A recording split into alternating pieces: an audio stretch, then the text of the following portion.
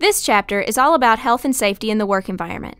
In this segment, we will discuss the basic facts about the Occupational Safety and Health Act and administration, discuss how to minimize unsafe acts by employees, talk about how to deal with important occupational health problems, and look at the supervisor's role in safety.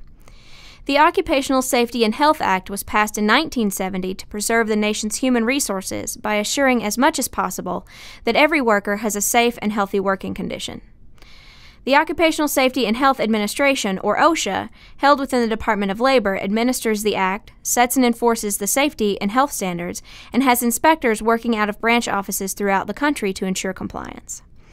One of the main things OSHA does is to create general industry, maritime, and construction standards, as well as other regulations and procedures that different industries must follow to ensure the safety of their employees and customers. Here is an example of a general construction standard for guardrails. As you can see, the standard notes a minimum height as well as other installation requirements. OSHA also requires most employers to maintain records of any workplace injuries. Under OSHA, employers with 11 or more employees must maintain records of and report occupational illnesses and injuries. An occupational illness is any abnormal condition or disorder caused by exposure to environmental factors associated with employment. This flowchart helps organizations decide when an accident must be reported to OSHA. For example, if an accident results in a death, an illness, or a restriction of work motion, it must be reported to OSHA. But if the accident only involves minor first aid, then it does not need to be reported. Not only does OSHA require reporting and record keeping, but they also do on-site inspections. Inspections are decided based on a priority list.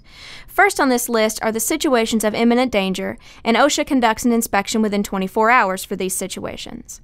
Second are catastrophes, fatalities, and accidents that have already occurred, and OSHA responds within 3 working days. Third are valid employee complaints of an alleged violation of standards, and for situations that are non-serious, OSHA responds within 20 working days. Complaints such as these are filed in writing by a worker or a union. Next are periodic special emphasis inspections aimed at high-hazard industries, occupations, or substances. And last are random inspections or re-inspections. Penalties on average can range from $5,000 up to $70,000 for willful or repeated serious violations, although in practice the penalties can be far higher based on the violation. There are 3 main causes of workplace accidents: chance occurrences, unsafe conditions, and unsafe acts. The first, chance occurrences, are just that. They are random events that have no rhyme or reason to them. For example, a baseball from a local Little League game comes flying through your window at work, breaks the glass, and you receive some cuts from the flying glass. This is a chance occurrence. The second cause, unsafe conditions, can involve any of the things you see listed here. For instance, things like improperly guarded or defective equipment can lead to serious workplace accidents. Unsafe acts by employees are the last major cause of workplace accidents. Unfortunately, there are no easy answers to the question of what causes them, but examples include things like forgetting to wear a hard hat or other safety equipment. There are a number of hazardous substances or chemicals you may come into contact with at work. Asbestos is one such example, and organizations must take every precaution to protect employees from this and other sources of respiratory illness, such as silica or lead poisoning. There is also the threat of infectious diseases. Since the SARS scare, people have become more concerned about this issue, especially with many employees traveling to and from international destinations. Obviously, employers must make provisions for ensuring that a returning employee does not inadvertently infect colleagues.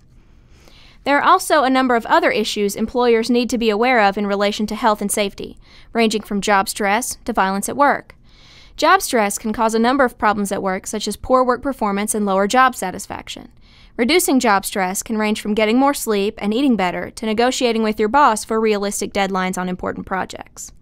When severe job stress is not dealt with, it can lead to burnout. Burnout is the total depletion of physical and mental resources caused by excessive striving to reach an unrealistic work-related goal.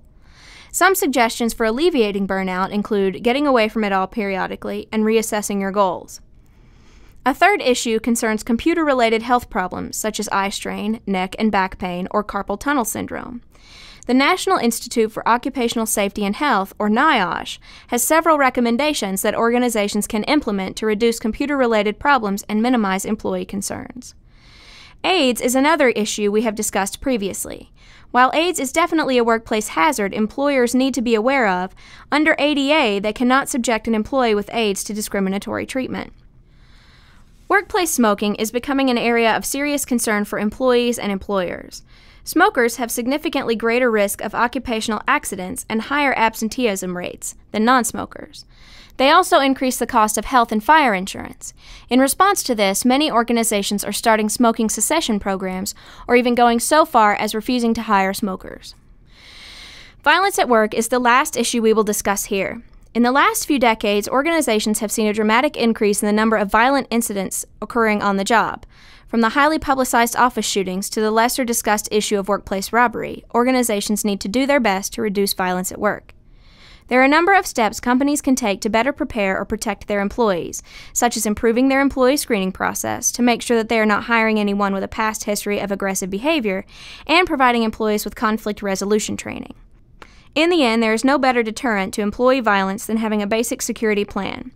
Basic prerequisites for a security plan include several things. 1. A company philosophy and policy on crime. In particular, making sure employees understand that no crime is acceptable and that the employer has a zero-tolerance policy. 2. Making sure to conduct a full background check as part of your selection process for every position. 3. Creating a security awareness training to inform employees on the policies and procedures. 4. The organization should establish and communicate the procedures employees should follow in the event of a terrorist threat, bomb threat, fire, or other emergency. When setting up the actual security plan, organizations should follow these 4 steps. Analyze the current level of risk, and then install mechanical, natural, and organizational security systems. Natural security is taking advantage of the facility's natural or architectural features in order to minimize security problems. Mechanical security is the utilization of security systems such as locks, intrusion alarms, access control systems, and surveillance systems. Lastly, organizational security is using good management to improve safety. In other words, if you have good managers that treat employees with respect and dignity, then many health and safety issues can be avoided completely. In today's lesson, we have discussed the basics of workplace health and safety and how organizations can help to create a safe environment for their employees. Now it is time to apply what you have learned.